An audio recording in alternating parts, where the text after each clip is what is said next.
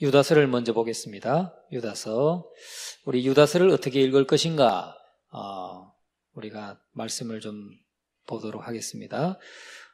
유다서의 전체적인 주제는 너는 믿음의 도를 위하여 힘써 싸우라 하는 것입니다. 믿음의 도를 위하여 힘써 싸우라. 참 우리가 믿음을 지키려고 하면 때로는 이런 참 의지가 있어야 됩니다. 의지가 있고 또 우리가 옳다고 여기는 바를 위해서 끝까지 좀 굳은 의지를 가지고 밀고 나가야 될 필요가 있습니다. 믿음의 도를 위하여 힘써 싸우라 하는 것이 유다서의 주제입니다. 그러면 유다서 저자와 기록 배경을 보면은 유다서의 저자는 누가 지었느냐? 예수님의 형제 유다가 지었습니다. 예수님의 형제 중에는 야고보도 있죠? 유다도 있습니다. 야고보서도 야고보서의 저자인 야고보, 또 유다서의 저자인 유다가 예수님의 동생들입니다. 그런데 예수님의 형제 중 서신을 남긴 이는 야고보와 유다 이 둘인데 기록 장소와 시기에 대해서는 여러 의견이 있지만은 일반적으로는 베드로 후서가 기록된 후인 AD 70년에서 80년경에 예루살렘에서 기록된 것으로 보입니다. 예루살렘에서. 그래서 환난을 당하는 성도들에게 믿음을 지키고 또 그리스도를 부인하는 자들과 맞서 싸우라고 격려하는 내용을 담고 있습니다. 그래서 구약 예언의 메시지를 생각나게 하는 서신이라는 거죠. 이 환난을 당하는 성도들에게 믿음을 지키라. 여러분, 우리도 지금 환난을 당하고 있는 겁니다. 환난을. 물론 교회를 통해서 이런 바이러스가 확산되는 면도 전혀 없지는 않겠죠. 그렇게 양성 환자들, 이렇게 확진자들이 나오고 있으니까. 그러나 교회가 온상은 아니잖아요. 교회가 온상은 아니고, 그런데도 불구하고 그냥 전체적으로 교회 예배가 죄 짓는 것처럼, 범죄하는 것처럼 그런 시각을 가지고, 국민들의 시선을 다 교회로 지금 집중시키고 있잖아요. 그거는 잘못됐다는 거예요. 우리가 지금 보는 것은 그런 시각이 잘못됐다는 거죠. 발병이 됐다, 확진자가 됐다, 그게 죄입니까? 그건 죄가는 아니에요. 물론 우리가 확산되지 않도록 협조할 거는 해야 되겠지만 최선을 다해서 협조해야 되지만 그게 죄는 아니에요. 어디에서 어떻게 감염될지 모르죠. 그러나 그 감염됐다고 해서 그 사람을 완전히 죄인 취급하거나 하면은 안 된다는 거예요. 그런데 지금은 교회가 그 본산지다. 지금 이 확산을 하고 퍼뜨리는 본산지다. 이렇게 규정을 하고 이렇게 전체적으로 모이지를 말아라 하는 것은 잘못됐다는 거예요. 우리가 그것은 분명히 우리가 분별해야 될 줄로 믿습니다. 그런데 이 권력을 가진 사람들은 권력의 속성이 그래요. 자기 말 한마디면 모든 것들이 그냥 다 일사불란하게 그냥 딱 순종하고 복종하기를 바라죠. 제가 여기에 그 충남도에서 보내온 공문을 보니까 이제 지방의 총무님을 통해서 이렇게 보내왔어요. 보니까 그것을 담당관이 누구냐? 사무관이면 이제 적어도 5급에서 시작해서 사무관 정도면 한 3급 정도, 2급이나 3급 정도 되는 사람이겠죠. 그럼 한 국장 정도 되는 사람이겠죠.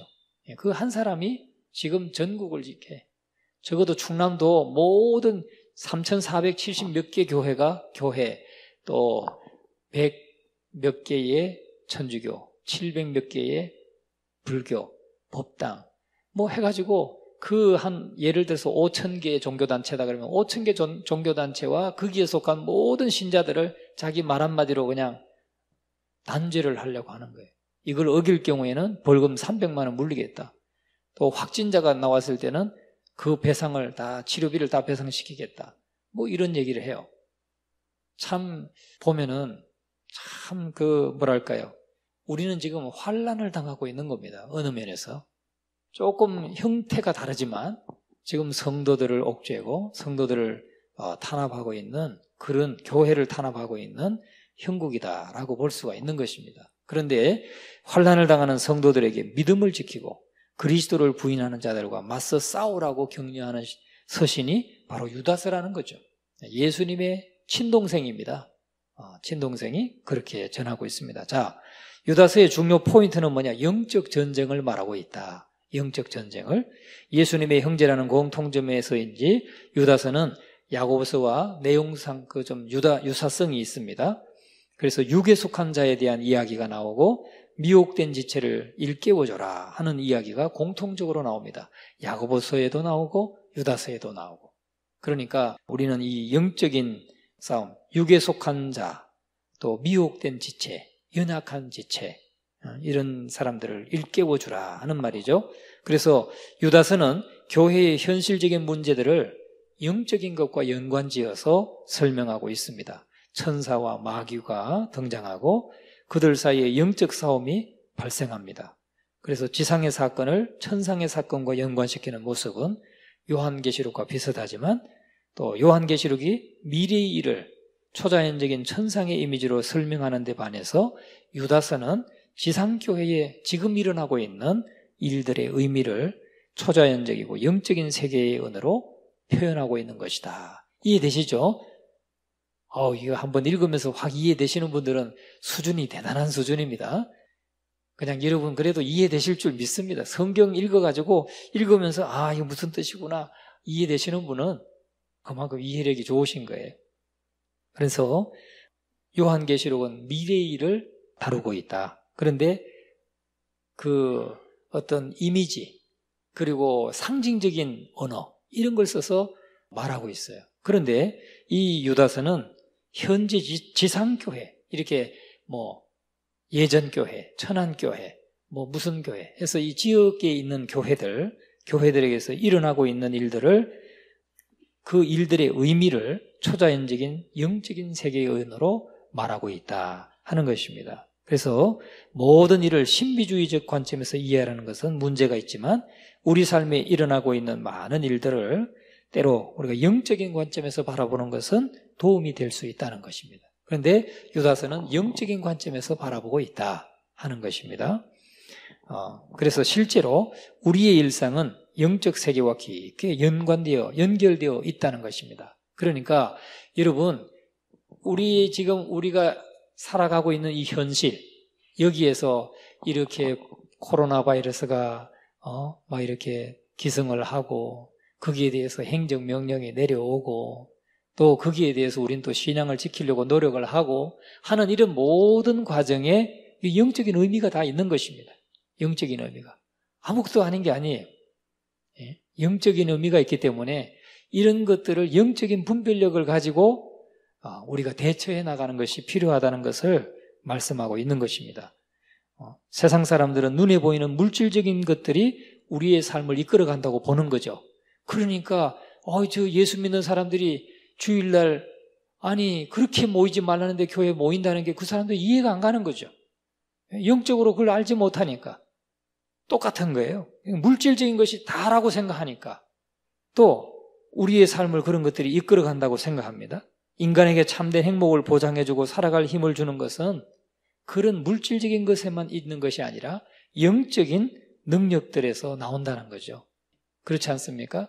우리가 열심히 일해서 물론 보람도 느끼고 또 부도 쌓고 하지만 그것이 다는 아니라는 거죠. 참된 행복은 하나님 안에서 하나님을 만나고 참된 영적인 그 만족이 이루어졌을 때 진정한 행복을 우리가 누릴 수 있는 것처럼 영적인 능력들에게서 우리가 살아갈 힘을 얻고 또 삶의 행복을 보장해주는 그런 힘을 얻게 되는 것이죠. 그래서 우리가 예배를 드리고 그래서 우리가 성도들 간에 교제를 하고 하는데 제가 들으니까 그래요. 저희 어머님도 어제 오셨는데 요새는 바이러스 때문에 이제 주간보호센터도 못 가시고 늘 집에만 계시니까 너무 우울하다고 그래. 우울하다고. 이제 그게 우리 어머니만의 문제가 아니죠. 다 그래도 교회라도 오면 오늘 우리 일려성교회 왜 감동이 되냐면 이렇게 교회 오셔서 이렇게 특송도 하시고 참 교제도 하시고 이게 서로 얼굴 보고 교제하고 대화를 나누고 이것이 얼마나 저희 어머님도 주일날은 몸이 불편해도 이렇게 그 유모차 끌고 주일날 교회 가는 게 그래도 교회 한번 나갈 때 그때만 바깥에 나갔다 오시고 그냥 집에서 나오셔서 그냥 거기에 이제 주차장이 이렇게 돼 있는데 작은 아파트, 서민 아파트에 주차장이 있는데 거기가 전에는 놀이터였어요. 그리고 이렇게 벤치 같은 것도 있었는데 이제는 주차장으로 다 만들어 버렸어요. 그러니까 나와서 운동은 아파트 밖으로는 못 나가시고 그냥 그 아스팔트 주차장 돼 있고 차들이 좀 돼 있으니까 거기에 좀 왔다 갔다 거기 이렇게 좀 다니는 게 운동이다 하고 어디 갈 데가 없는 거죠. 그러니까 오히려 우울해진다는 거예요. 그런데 주일날만이라도 와서 마스크는 썼지만 자유롭지 못하지만 그래도 교제를 나누고 예배를 드리고 하면 영적인 또 말씀을 통해서 영적인 그 양식을 채우고 교제를 통해서 정서적인 교감을 나누고 교류를 하고 그러면 이런 것들이 해소가 되고 또 우울한 마음도 좀 밝아지고 이렇게 되는데 이걸 무조건 지금 전 국민을 다 10명 이상 모이는데 가지 마라 이렇게 한다면 그게 다 이게 근시안적이고 너무 그 물질적인 것들이 눈에 보이는 물질적인 것들이 우리의 삶의 전부라고 믿는 사람들의 대처법이라는 거예요. 자, 뿐만 아니라 우리 이웃의 현실적인 필요를 채워주는 것도 우리가 또 중요하지만 우리는 예수 그리스도의 사역의 중심이 영적인 것에 있었던 것처럼 본질적으로 영혼을 구원하는 것이 우리의 사명임을 잊지 말아야 된다는 것입니다. 그러니까 우리가 이웃의 필요를 공급해주고 도와주고 이런 것도 굉장히 중요한 또 우리의 사명이기도 하지만 그것보다 더 우선되는 것은 그 영혼이 한 사람의 영혼이 예수 그리스도를 만나서 영원한 생명을 얻고 하나님 자녀된 그 확신을 가지고 하나님 앞에 몸은 혹 죽을지라도 몸은 하나님 앞에 먼저 갈지라도 구원함을 받고 가게 할 수 있는 그런 영적인 관심들을 우리가 가져야 된다. 이것이 유다서에서 우리에게 교훈해주고 있는 내용인 것입니다. 자, 그리고 요한계시록을 한번 보겠습니다. 요한계시록의 전체적인 주제는 바로 유다서랑 크게 다르지 않습니다. 너희의 믿음을 끝까지 지켜라 하는 것입니다. 너희의 믿음을 끝까지 지켜라.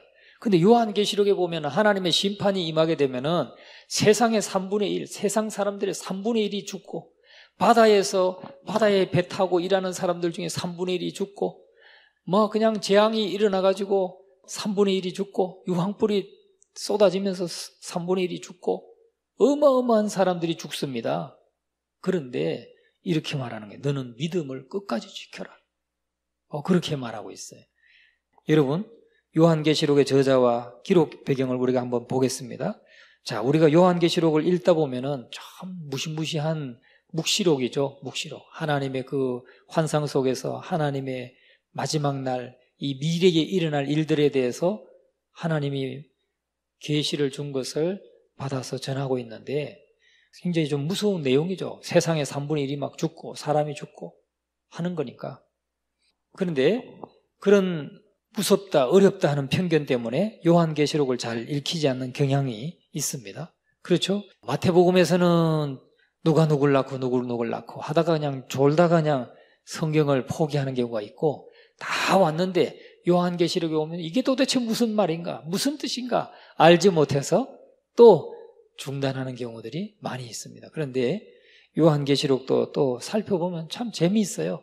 재미있는데 또 준비해서 우리 요한계시록 강의를 할 수 있도록 하겠습니다. 그런데 요한계시록은 결코 어렵거나 무서운 책이 아니라는 겁니다. 요한은 예수님을 증언하다가 밤모섬에서 유배된 사람입니다. 예수님을 증언하다가 밤모섬에 유배됐다. 그리고 바울은 세상의 중심 로마에서 기독교의 세계화를 열었던 사람이라면 요한은 작은 섬 밤모에서 장차 펼쳐질 하나님 나라의 비전을 보았다는 거죠. 하나님 나라의 비전을 보았다. 바울은 기독교의 세계화, 로마를 통해서 로마의 식민지 된 그 로마 제국 안에 기독교가 확산되고 기독교가 막 뻗어가는 것을 열었다면 요한은 작은 섬 밤모에서 장차 하나님의 나라가 펼쳐지는 것을 보여주고 있다. 비전을 보았다는 것입니다.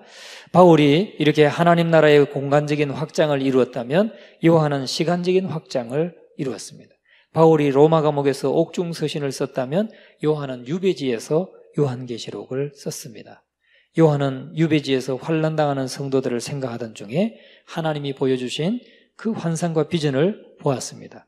그리고 하나님이 보여주신 내용들을 소아시아의 7 교회에 전하면서 그들을 격려하고자 요한계시록을 기록했습니다. 그래서 요한계시록에는 장차 닥칠 환난과 심판 등 미래에 대한 이야기가 담겨 있지만 그렇다고 요한의 관심이 미래에만 있었다고 봐서는 안 됩니다. 요한의 계시록은 미래를 예측하는 책이라기보다는 현재에 관심이 많은 책입니다. 그러니까 미래에 그러한 일이 일어날 것이기 때문에, 미래에 그러한 하나님의 심판이 있을 것이기 때문에 오늘 믿음을 지키라는 거예요. 오늘 믿음을 지키고 하나님의 그런 하나님의 책망이 있고 심판이 있을 것이기 때문에 오늘 우리가 신앙생활을 바로 해야 된다 하는 이 현재의 관심을 가지고 있는 책이라는 거죠. 다만 현재가 올바른 현재가 되려면 미래를 담고 있는 현재여야 된다 하는 겁니다. 제가 말씀드린 대로 오늘 정말 잘 살려면 미래를 내다보면서 그때 우리가 하나님 앞에 바로 서기 위해서 오늘을 바로 서려고 힘써야 된다는 거죠. 그래서 그것이 올바른 현재가 되려면 미래를 담고 있는 현재여야 된다 하는 말이고, 요한계시록은 종말에 대한 인식과 기대로 현재의 삶에 대한 바른 동기를 부여해 주고 있다. 이해되시죠? 그러니까 우리가 미래에 주님이 재림하신다고 하는데, 예수님이 재림하시는데, 재림하실 때 점도 없고 흠도 없는 그런 사람으로 책망받을 것이 없는 주님의 자녀로, 제자로 서려면 오늘을 우리가 바로 살아야 된다 하는 말씀이에요. 그죠? 제가 보니까 금방 지나가네요. 이렇게 금방 지나가요. 벌써 우리 가을이 왔어요. 봄에 코로나를 막 맞았는데 벌써 가을이 왔어요.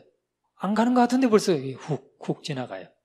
그러니까 오늘을 우리가 최선을 다해서 믿음을 지키고 서면 어느 날 주님이 재림하시는 날에 지금 서 있다는 거예요, 우리가. 그리고 오늘은 항상 나에게 있어서 오늘은 주님 앞에 마지막일 수 있는 날입니다. 그렇죠? 누구든지 간에 오늘이 나의 마지막이 될 수 있는 것입니다. 그러면 내가 하나님 앞에 서는 순간이라면 내가 현재 모습으로 서게 돼 있는 거죠. 내 영적인 상태로, 내 믿음에 준비된 상태로 서게 돼 있는 것입니다. 그래서 우리는 이 요한계시록이 주는 이 교훈을 꼭 새겨야 될 줄로 믿습니다. 주님 앞에 서는 그날 우리가 착하고 충성된 종이라, 이게 칭찬받을 수 있으려면 오늘 우리가 충성되고 오늘 착한 종이 돼야 되고 오늘 말씀을 따라 살아가는 종이 돼야 된다 하는 것입니다. 자, 요한계시록의 중요한 포인트는 세상 끝날의 소망을 우리에게 주고 있습니다.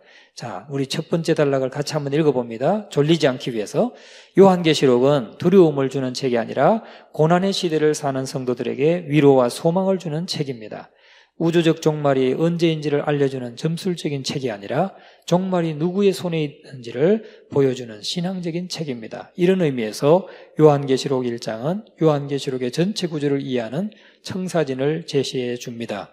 그러므로 네가 본 것과 지금 있는 일과 장차 될 일을 기록하라. 여기에 나오는 네가 본 것은 1장에서, 또 지금 있는 일은 2장과 3장에서, 장차 될 일은 4장에서 22장까지 다루고 있다. 이렇게 말하고 있습니다. 자, 그래서 우리가 요한계시록은 점술적인 책이 아니다. 종말이 누구에게 달려있다고요? 하나님께 달려있다. 우리의 삶의 주권자 되시는 하나님께 달려있다 하는 것을 말하고 있는 책이라는 겁니다. 그래서 먼저 1장에서 요한은 하나님이 보여주신 환상과 비전을 이야기합니다. 말하고 있습니다. 하나님이 보여주신 환상과 비전, 말 그대로 자신이 본 것을 그리고 또 7 심판을 말하고 있는데 7인의 재앙, 7 나팔의 재앙, 7 대접의 재앙, 이렇게 3번 해서 순환하고 있습니다.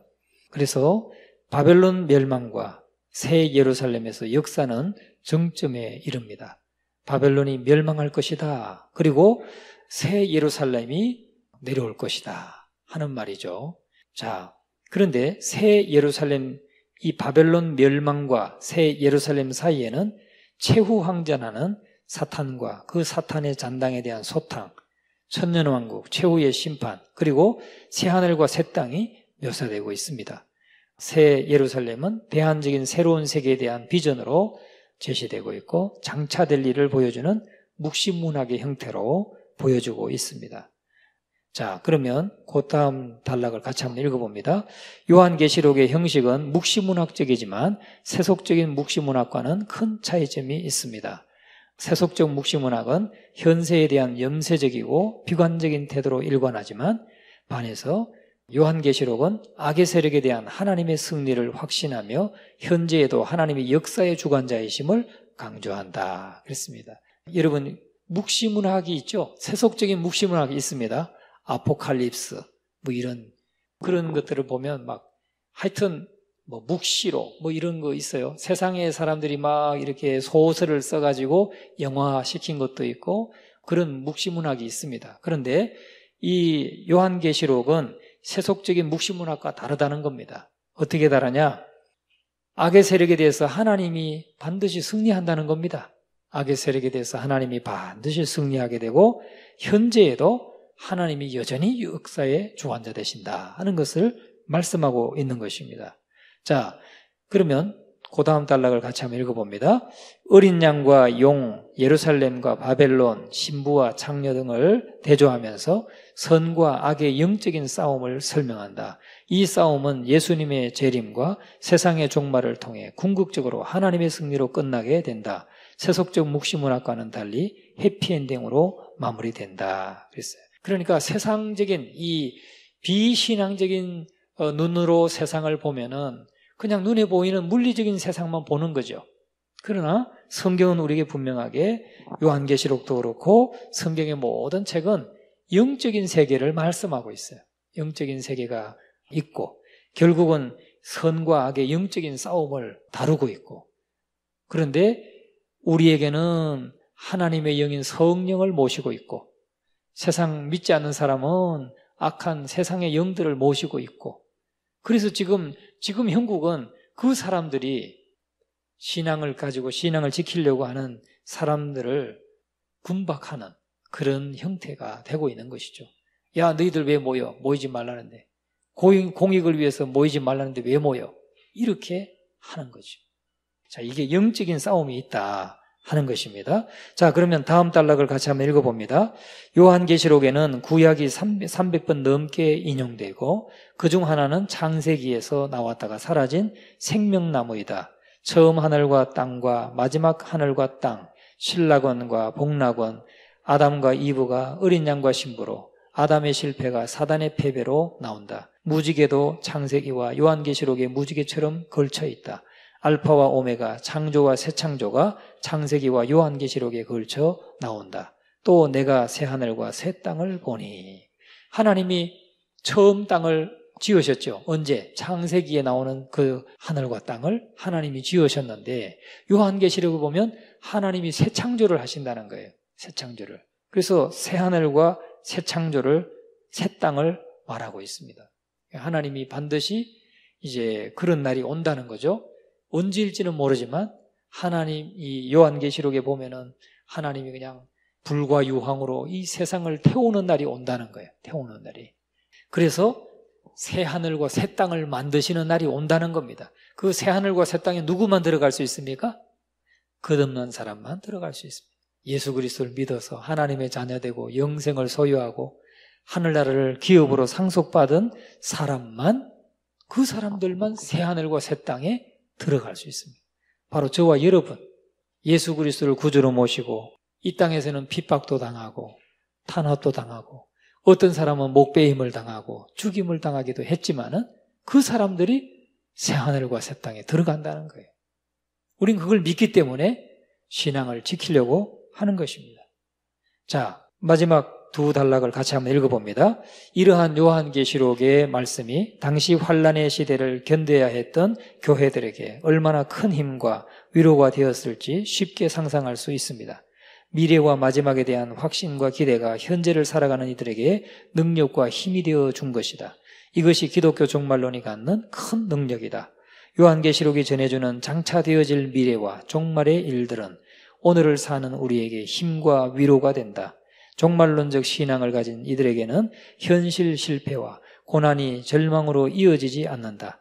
현실 속에서 어떤 어려운 상황을 만난다 해도 초대교회의 믿음의 선배들처럼 종말론적 소망을 잃지 않고 최후 승리를 믿으며 나아가는 하나님의 자녀로 살아가자. 할렐루야. 예, 이게 결론입니다. 그러니까 요한계시록의 결론은 장차되어질 이 미래와 종말의 일들은 오늘을 사는 우리들에게 힘과 위로가 된다는 것입니다. 현실에서는 실패할 수도 있고 고난도 있고 어려움도 있지만은 종말론적 신앙을 가졌던 우리 초대교회 성도들의 신앙, 또 그동안 기독교 2000년 역사에 이 신앙을 지키면서 많은 핍박 속에서도 믿음을 지켜온 우리 선조들, 선배들의 신앙, 제가 오늘 주보에 청교도 신앙을 그리며 하는 글을 좀 올렸습니다. 청교도 신앙. 청교도들도 그 영국에서 그런 탄압을 받다가 신앙의 자유를 찾아서 어디로 갔습니까? 미국으로 건너갔고, 그래서 수많은 사람이 죽었어요. 그리고 미국에서 신앙의 자유를 누리고 그분들이 또 우리나라에 이렇게 복음을 전해서 우리 침례교회는 미국의 남침례교단하고 연결되어 있고 그 남침례교단은 또 누구랑 연결되어 있냐면 영국에서 1560 몇 년도 1567년인가 그때 대서양을 건너서 신앙의 자유를 찾아서 미국으로 건너갔던 청교도들의 그 선조예요. 그러니까 탄압을 받고 그 신앙의 자유를 지키기 위해서 건너가서 세운 나라가 미국이고 그 사람들이 오늘 우리에게 130년 전에 우리에게 복음을 전해줬고 오늘 우리는 그 신앙을 지금 이어받고 가고 있는 것입니다. 그런데 우리가 반드시 기억해야 될 것은 최후에는 성도가 반드시 승리한다 하는 이 확신을 여러분 잃지 마시기를 주의 이름으로 축원합니다. 반드시 그게 이제 요한계시록에서 말하고 있는 거예요. 우리의 믿음의 선조들, 초대교회의 믿음의 선배들처럼 이 종말론적 신앙을 가지고 이 고난과 이 믿음의 싸움에서 끝까지 싸우면서 믿음을 지키고 나가면 반드시 승리한다. 그리고 우리가 하나님의 그 새하늘과 새 땅에 들어간다 하는 이 소망을 가지고 싸우고 이겨나가라는 겁니다. 우리가 참 비리비리하게 보여도 여러분 침례교인들이 그 중세 때 15세기, 16세기, 17세기 이 중세 때 침례교인들이 얼마나 많이 핍박을 받고 죽었는지 아세요? 왜? 장로교인들은 똑같이 청교도의 이렇게 후예라도 장로교인들은 세례를 줬어요. 세례를. 그런데 세례를 줬는데 유아 세례를 줬죠. 그래서 그 갓난아기 유아에게 세례를 주고 이 사람은 이제 하나님의 언약 백성이다 하고 인정을 해버렸어요. 그러니까 침례교인들은 어떻게 했냐? 청교도와 그 앞에 또 믿음의 신앙을 순수함을 지키던 침례교인들은 어떻게 했냐? 아니 성경에는 분명하게 자기가 예수 그리스도를 구주와 주님으로 영접하고 결단하고 주님을 영접해야지 하나님의 자녀로 인정하지 않았느냐? 유아 세례는 인정할 수 없다. 우리는 다시 다시가 아니고 침례를 줘야 되겠다. 말씀 그대로 본인이 신앙 고백할 때 침례를 줘야 되겠다 하고 침례를 줬어요. 그랬더니 언약 신학을 가지고 있는 그 한 형제들이 자기들이 신앙이 볼 때 아니 지금 우리가 한번 이 유아 세례를 준 것은 이건 하나님 앞에서 영원히 변치 않은 것인데 나중에 커서 그냥 신앙 고백만 하면 되는 것인데 이걸 다시 또 침례를 준다고? 자기들이 힘이 있으니까 지금 이 공무원들처럼 자기들이 힘이 있으니까 탄압을 한 거예요. 니들이 그렇게 물이 좋아? 그러면 물속에서 살아. 연자맷돌을 매달아가지고 물속에 빠뜨려서 죽였어요. 누구를? 침례교인들을. 저와 여러분의 선조들을. 여러분 우리 침례교회가 그런 역사가 있습니다. 그런 역사에. 그런데 지금까지도 이 침례를 물속에 잠그는 침례를 지금까지도 행하고 있잖아요. 우리가 참 이런 아주 뼈대 있는 교단입니다. 우리가. 여러분 그거 아시고 자부심을 가지고 믿음으로 끝까지 싸워서 이기시는 우리 모두가 되시기를 주님의 이름으로 축원합니다.